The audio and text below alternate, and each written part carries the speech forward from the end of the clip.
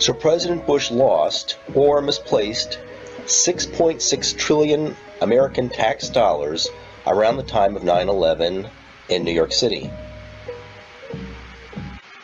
According to some estimates, we cannot track $2.3 trillion in transactions. 2.3 trillion with a T. That's $8,000 for every man, woman, and child in America. First question. My second question, Mr. Secretary, according to the Comptroller General of the United States, there are serious financial management problems at the Pentagon, to which Mr. Cooper alluded. Fiscal year 1999, 2.3 trillion missing. Fiscal year 2000, 1.1 trillion missing. And DOD is the #1 reason why the government can't balance its checkbook. The Pentagon has claimed year after year that the reason it can't account for the money is because its computers don't communicate with each other.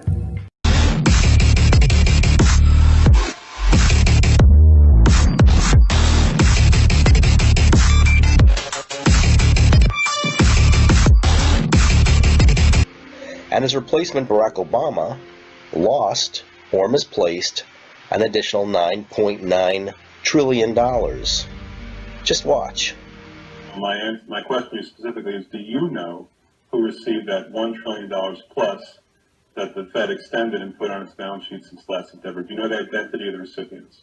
I do not know. We have not looked at that specific area. I'm asking you if your agency has, in fact, according to Bloomberg, extended $9 trillion in credit, which, by the way, works out to $30,000 for every single man, woman, and child in this country. I'd like to know, if you're not responsible for investigating that, who is? Would you mind repeating the question one more time? What have you done to investigate the off-balance sheet transactions conducted by the Federal Reserve, which, according to Bloomberg, now total $9 trillion in the last 8 months? I'll have to look specifically at that Bloomberg article. I'm not... And this guy, who called himself Baal HaSulam, is a rabbi who taught more recently, back in 1954 he died, about the Kabbalah. But before this guy was directing Americans to practice Kabbalah, there was a guy named Sabbatai Zevi back in 1666. And this man declared himself the Messiah. He lived in Europe, and half of the Jewish people in Europe believed him. He was teaching them the mystical Kabbalah.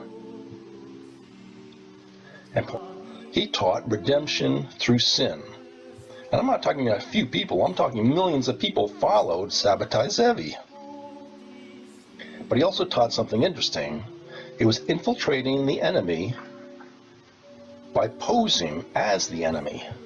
And so what Sabbatai Zevi did was he became a Muslim. He converted to Islam. And his intent was to take over the Ottoman Empire, which is exactly what he did in Turkey. His followers within a few years became the leaders of the Ottoman Empire. But they were Jews posing as Muslims. And an offshoot of this was the Saud family. And the Saud family was a Jewish family who posed as Muslims who started the country of Saudi Arabia.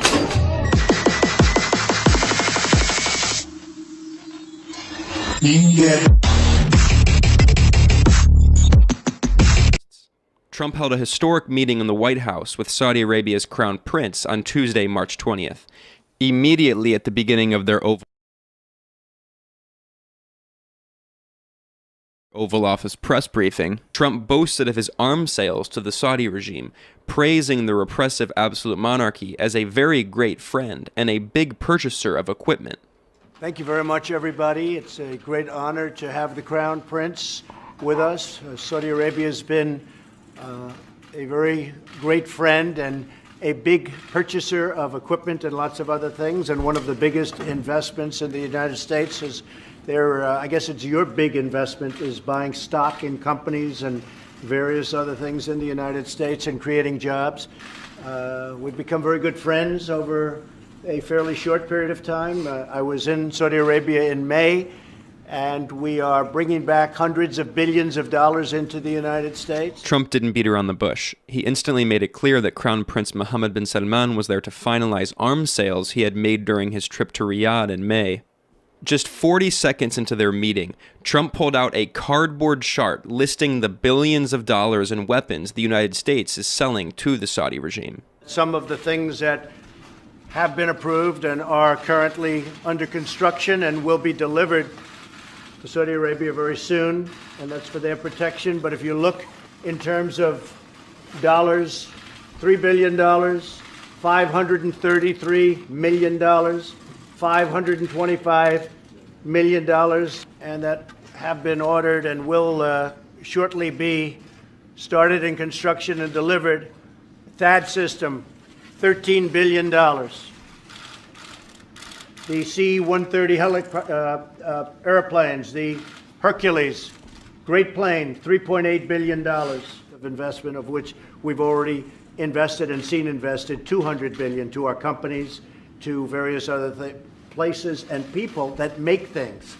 So a lot of places throughout the United States are benefiting by this massive investment made by Saudi Arabia to buy product from the United States. And again, we make the best military product in the world, whether it's missiles or planes or anything else. There's nobody that even comes close. So I just want to thank you, and I want to congratulate you on everything. Thank you very much.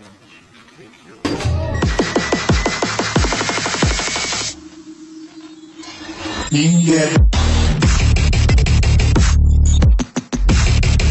Thank you very much, everybody. Big day, very important day. We have a lot of important days at our White House, and this is, to me, the future.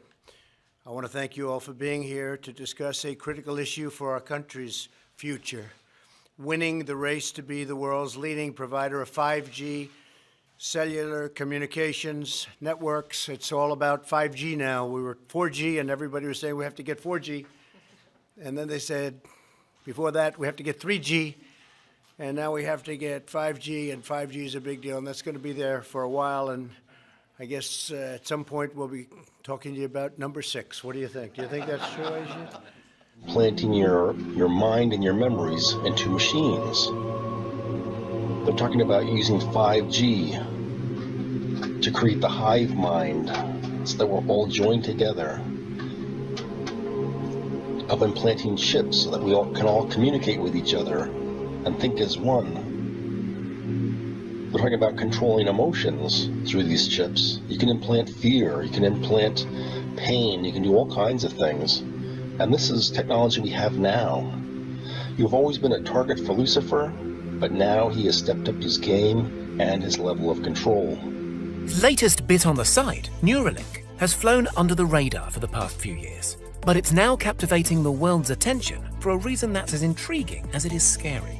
Musk suggests that Neuralink will facilitate his mission to merge humans with artificial intelligence. I mean, with artificial intelligence, we are summoning the demon. You know all those stories where there's the guy with the pentagram and the holy water, and he's like, yeah, he's sure he can control the demon. Didn't work out. Up with commercial teams, or in some cases, are enslaved via neurological implants. Are enslaved via neurological implants. I will destroy humans. And he caused all, both small and great, rich and poor, free and bond, to receive a mark in their right hand or in their foreheads.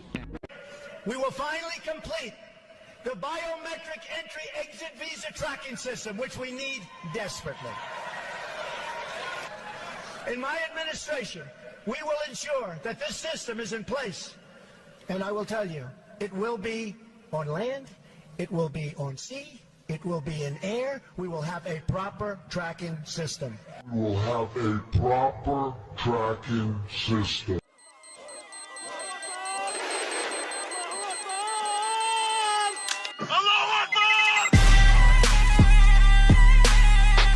Because they had been given a warning that the Twin Towers were going to collapse. A warning that was evidently Allahu Akbar.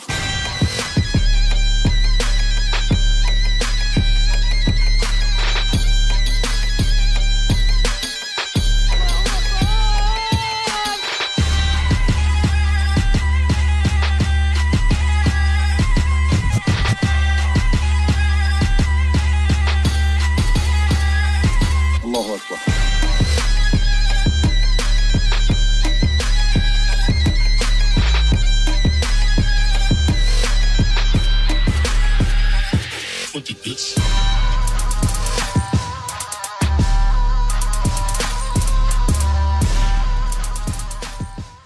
But we begin tonight with a tale of two speeches, both from the same man, both from President Obama. One speech that could have been billed as a ballad to the Constitution, a proclamation of American values, a repudiation of the lawless behavior of the last presidential administration, and another speech announcing a radical new claim of presidential power that is not afforded by the Constitution and that has never been attempted in American history, even by George W. Bush and Dick Cheney. Remarkably, President Obama today made both of those speeches simultaneously. Standing inside the National Archives in front of the actual original Constitution, President Obama delivered a blistering critique of the Bush administration, in which he called their actions and their legacy literally a mess. Our government made a series of hasty decisions. Poorly planned, haphazard approach.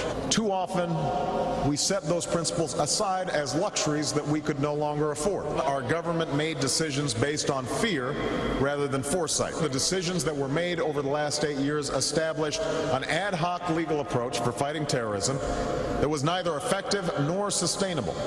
An ad hoc legal approach for fighting terrorism that was neither effective nor sustainable. Ouch.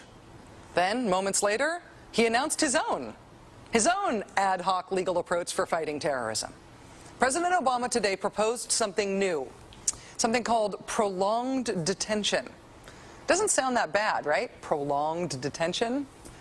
Did you ever see the movie Minority Report?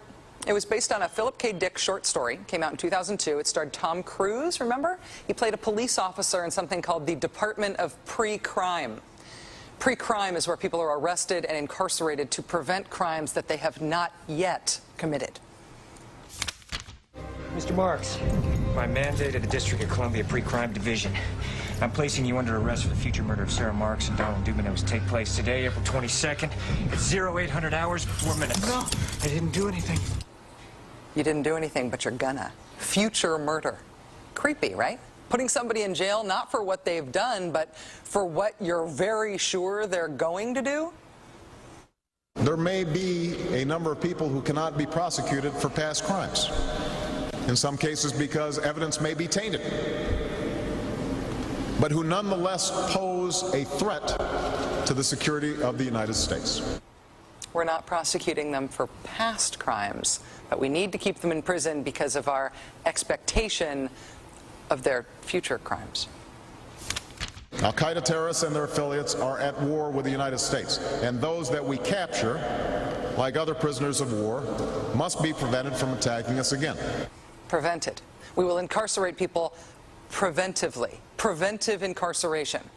Indefinite detention without trial. That's what this is. That's what President Obama proposed today, if you strip away the euphemisms. One civil liberties advocate told the New York Times today, quote, "We've known this was on the horizon for many years, but we were able to hold it off with George Bush. The idea that we might find ourselves fighting with the Obama administration over these powers is really stunning." And it is stunning, particularly to hear President Obama claim the power to keep people in prison indefinitely with no charges against them, no conviction, no sentence, just imprisonment. It's particularly stunning to hear him make that claim in the middle of a speech that was all about the rule of law. But we must do so with an abiding confidence in the rule of law. Our government was defending positions that undermine the rule of law to ensure that they are in line with the rule of law.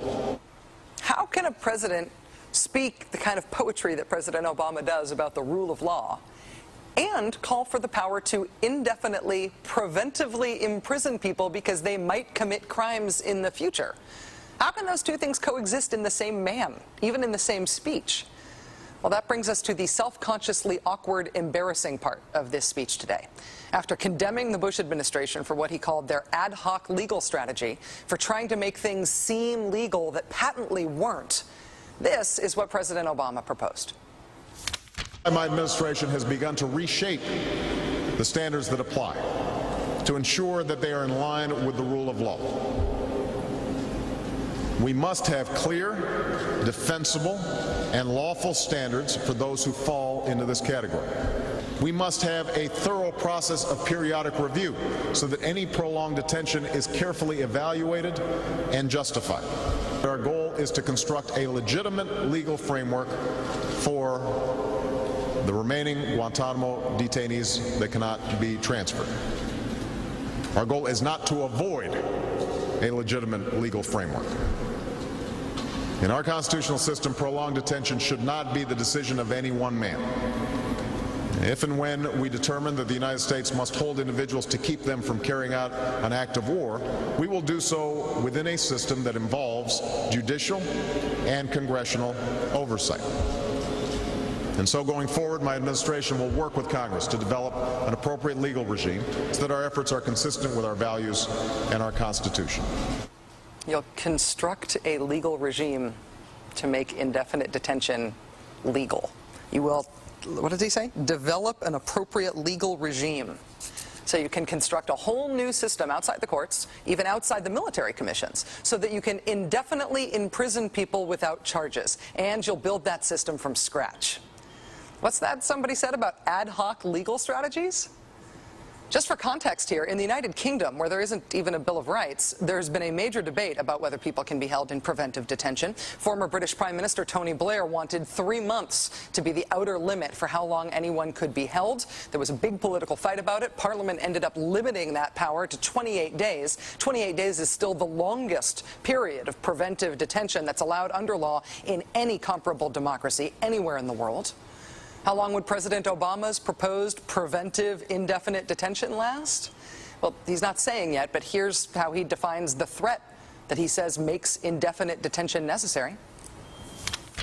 Right now, in distant training camps and in crowded cities, there are people plotting to take American lives.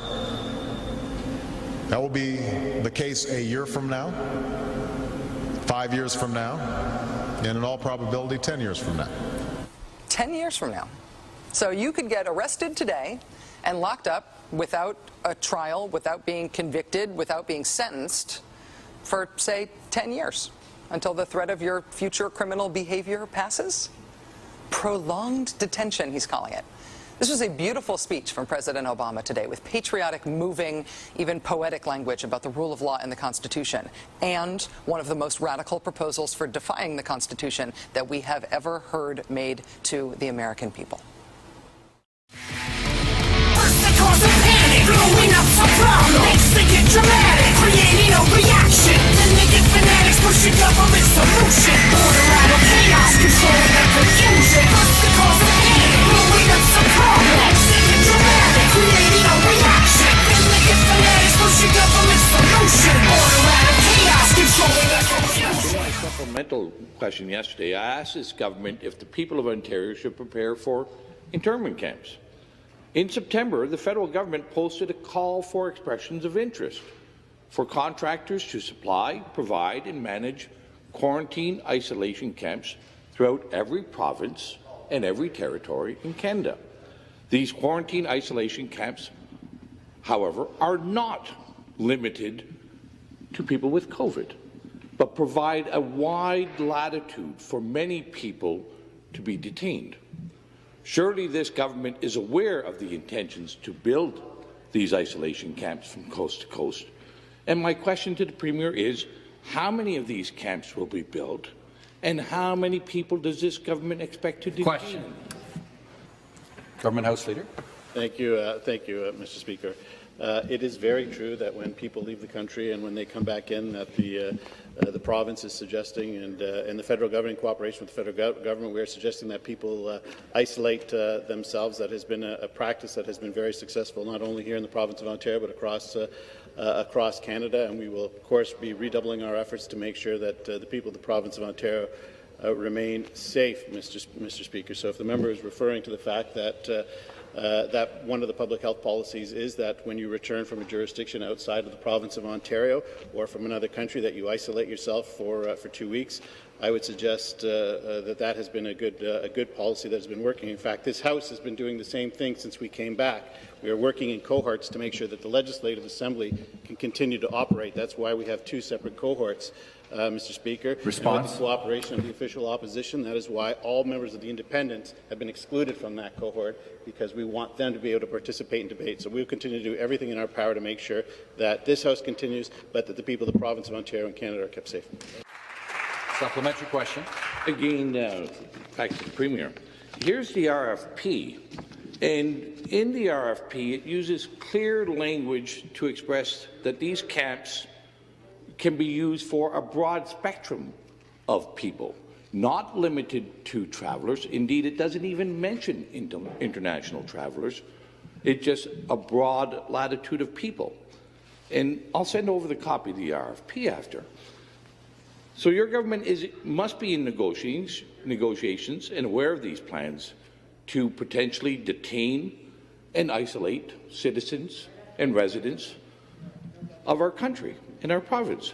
So, Speaker, to the Premier, where will these camps be built?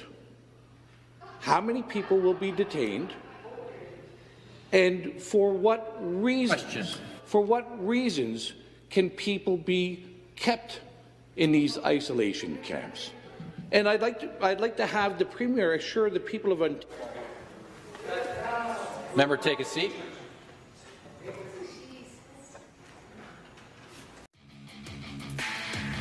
There is a storm coming,